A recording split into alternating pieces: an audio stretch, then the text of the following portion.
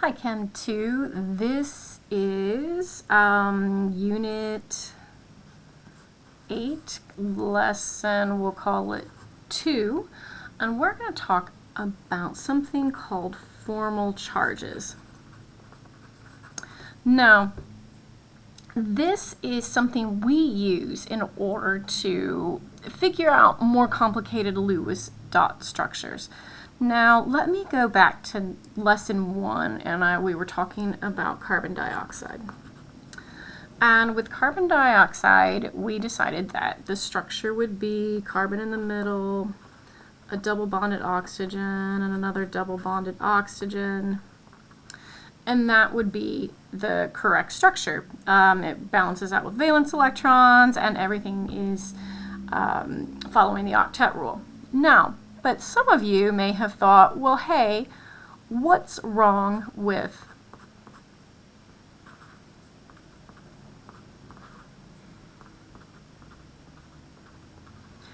that structure?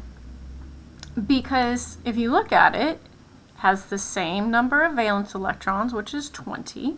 It has everything is, the octet rule is followed.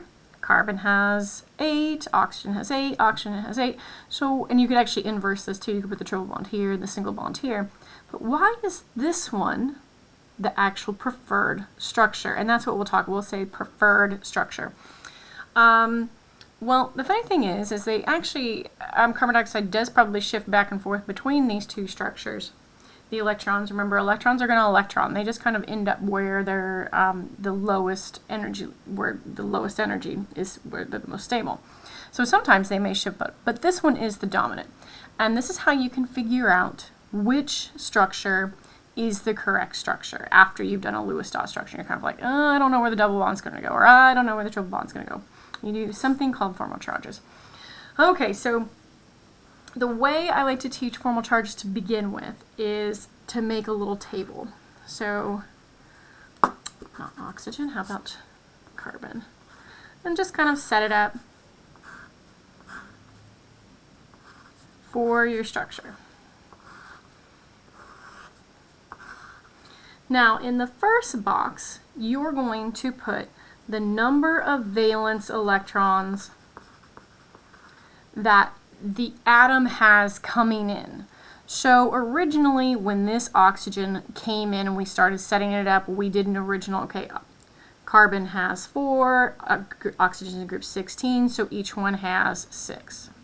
So that's what I'm talking about, the original number of valence electrons for the atom. So oxygen, again, group 16 has 6. Carbon's in group 14, so has 4, and so this oxygen has 6, okay? Now, the next thing we're going to count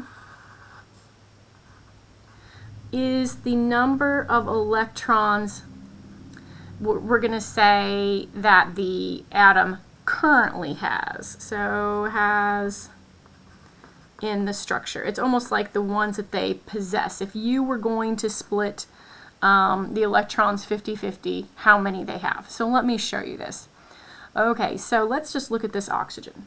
This oxygen in this structure currently has 1, 2, 3, 4 unbonded. Now, let's say we do a 50-50 joint custody of the electrons in the double bond. 2 of them would come over here to the oxygen, 2 of them would come over to the carbon. So we're going to count these 2 towards the oxygen. So let's see how many we have here. So this oxygen has 1, 2, 3, 4, 5, 6. So that's what I mean by that. The electrons, like if you could actually kind of like split the possession and see how many of those electrons actually the atom has. Okay, so now let's do the same thing for carbon. We said originally had 4. And now same thing. Carbon is actually sharing, because these 2 from its double bond with the oxygen, but then it has another bond. And it gets those 2 from that. So it's got 1, 2, 3, 4. And then over here, let's get our oxygen. It's got 1, 2 from what it's sharing with the carbon. 1, 2, 3, 4, 5, 6. Now you subtract. And this would be known as the formal charge. 0, 0, 0. Okay, now let's look at this structure over here and see how this would be different. Okay, the number of valence electrons are going to be the exact same. 6, 4, and 6. Because again, that's how many electrons that oxygen and carbon came in with before it started reassembling itself into a molecule. Now let's see how many they have. Okay, so again, I'm going to split the bond. So one goes here, one goes here. Say this is a triple bond, and I'm going to do the same thing. Split the bond. 3 go here, 3 go here. Okay, so now I'm going to count. So this oxygen has 1, 2, 3, 4, 5, 6, 7. Carbon has 1, 2, 3, 4. This oxygen has 1, 2, 3, 4, 5. So again, we're going to subtract. We get -1, 0, and +1. Now, so what does this tell us? Well, the rules on formal charges. The preferred structure is the one that has the most number of zeros as a formal charge. Okay, so most number of zeros. So of these two structures, which one has more zeros as the formal charge? They both have 1, but this one has 3. So that means this is the preferred structure. Energetically, it's just more stable and thus more dominant. Not saying that carbon dioxide, that maybe this electron shifts over to here, or these two shift over to here to make that, but this is the preferred structure. Okay, so let me show you another example of this. Let's say you have a molecule that looks something like this, and it says ClOH. Okay, 1 carbon, 1 chlorine, oxygen, and hydrogen. Now, to me, it's obvious how to put this together because, again, I have chemical experience that tells me how to do this. But for you, you might go, I don't know, that's 4. I don't know how to put that. I don't know how everything is going to go. So what we're going to do with this one is we're going to put, so carbon, the one thing we do know, carbon always goes in the middle, okay? And we'll put chlorine, we'll put oxygen, we'll put hydrogen, okay? Now, of course, we have to follow our same rules.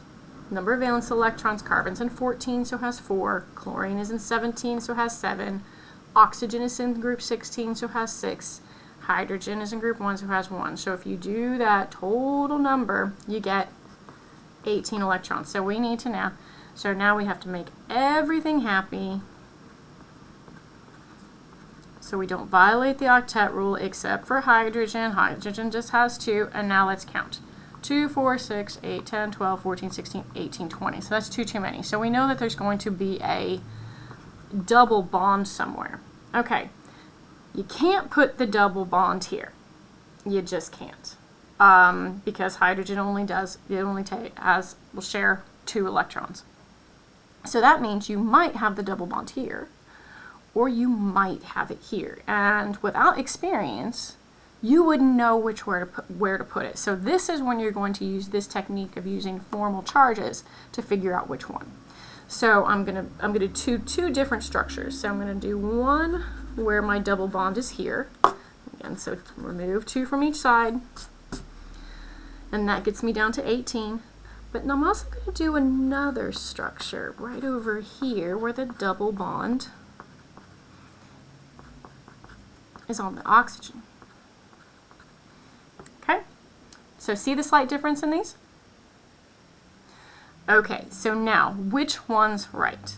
Okay, so we have to do the formal charges. So I'm going to go, I'll put in the exact same order here: carbon, chlorine, oxygen, hydrogen, carbon, chlorine, oxygen, hydrogen. Okay, first row is the number of valence electrons, which we've already done that. 4, 7, 6, and 1, 4, 7, 6, and 1. Now we need to assign the actual electrons that they have now. So that means you are going to split the bonds and send equal numbers each way.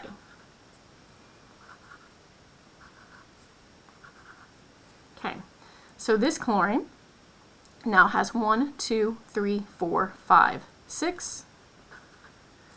Carbon has 1, 2, 3, 4. Oxygen has 1, 2, 3, 4, 5, 6, 7. And this hydrogen has 1. So now we subtract 0 plus 1 minus 1, 0. So that's structure number 1. Remember, we're looking for the one that has the most number of zeros as your formal charge. So now let's do it for this structure. Okay, let's look at chlorine. 1, 2, 3, 4, 5, 6, 7. Carbon. 1, 2, 3, 4. Oxygen. 1, 2, 3, 4, 5, 6. Hydrogen. 1. Subtract. So which one is the preferred structure? This or this? It's going to be that one, because all the formal charges come out to be 0.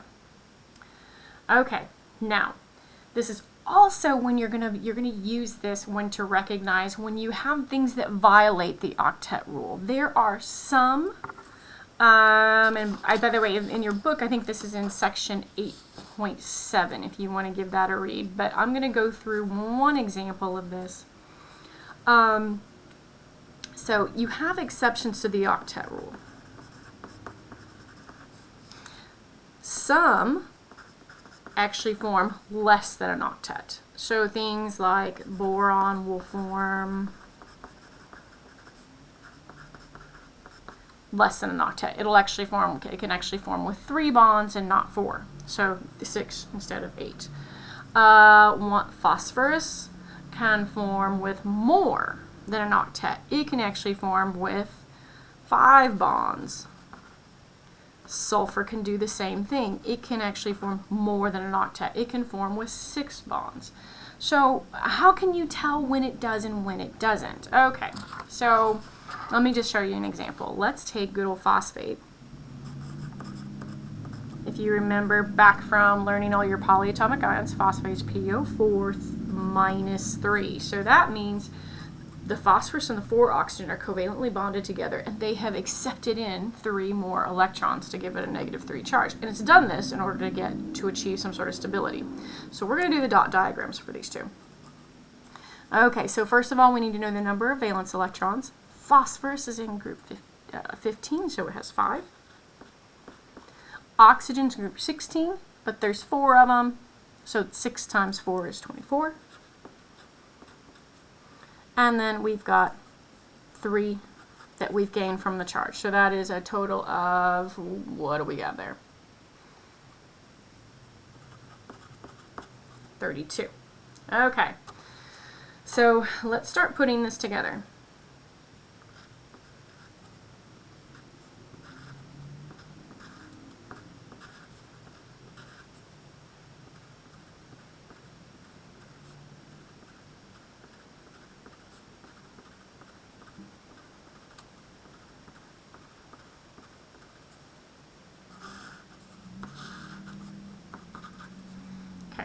Now, if you look at that, octet, octet, octet, octet, phosphorus formed an octet, and if you count them all, it's 32.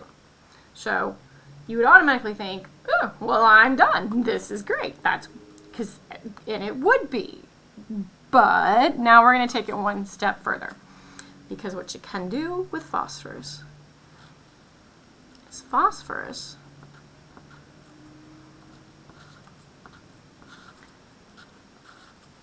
can actually can make more, something called hypervalency. It can actually expand its octet because of the d orbital and all this kind of stuff. But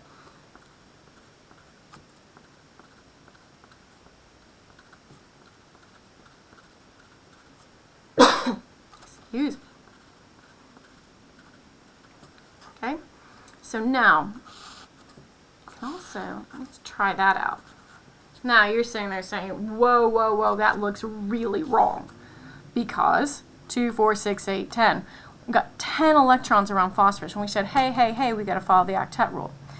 But let's actually do the formal charges now. Now I'm not going to do a chart on this. I'm actually just going to do it on the fly on the structure. Let's do a formal charge and check all of these.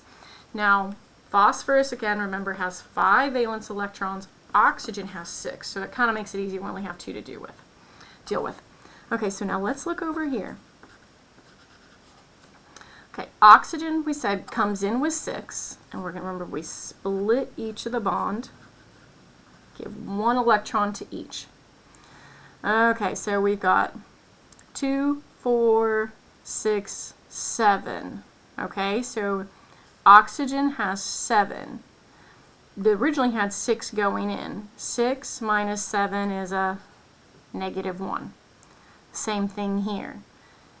It now has 7. It originally had 6. 6 minus 7 is a -1. 6 minus 7 is a -1. 6 coming in. 7 now. 6 minus 7 is a -1. Phosphorus has how many coming in? 5. How many does it have now? 1, 2, 3, 4. 5 minus 4 is a +1. So do we have a formal charge of 0 in the structure at all? No, we don't. Let's check this one over here. Same thing. Same number of electrons coming in, 5 and 6 for each of these. But now we're going to split them a little differently. So oxygen, this one down here, 6 electrons coming in. How many do we have now? 2, 4, 6, 7. 6 minus 7, -1. 6 minus 7, -1. 6 minus 7, -1. But this one is 6 minus 2, 4, 6. 6 minus 6 is 0. Now let's look at phosphorus. Phosphorus came in with 5. But how many does it have now? 1, 2, 3, 4, 5. 5 minus 5 is 0. Okay. Another thing to check, so we have more zeros on the formal charge, right? Also take a look at this. If you add up the total charge of everything that's in this block, -1, -1, -1, what does that add to? -3, which is the charge on the overall ion. So that's another thing that tells you this one is the correct structure, not that one. And this is why sometimes the octet rule will throw us a little bit aside if you don't know what to look for. So you always want to check your formal charges whenever you're dealing with something that's phosphorus, sulfur. If you have one of them that's bonded to like a noble gas, or if you have chlorine in the middle, something that's 7, you're always going to need to check these. Octet rule really only, it's always going to work for things like carbon and silicon, the very basic ones. But this is a good way. You can always check it with using formal charges. Go for the one that has the most number of zeros, or if it's polyatomic, make sure the charges match. Okay, let's see. You have some practice problems in your book to associate with that, and I think that's it for this week.